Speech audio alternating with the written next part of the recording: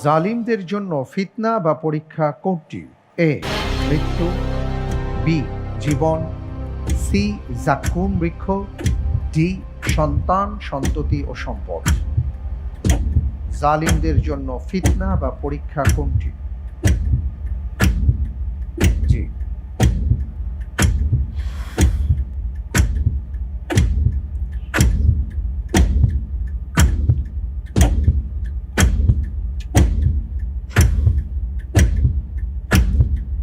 আলহামদুলিল্লাহ, আমি উত্তর হিসেবে বেছে নিচ্ছি সি, সাক্কুম গাছ।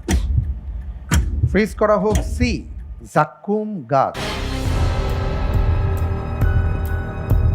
আপনি বলছেন যে জালিমদের জন্য পরীক্ষা বা ফিতনা হলো জাক্কুম গাছ। আপনি যে উত্তরটি দিয়েছেন আপনার উত্তরটি সঠিক উত্তর। আলহামদুলিল্লাহ।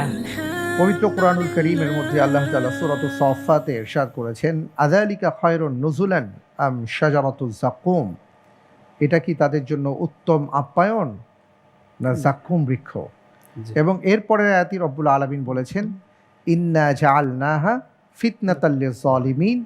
জালিমদের জন্য এটা আমি ফিতনা হিসেবে রেখে দিয়েছি।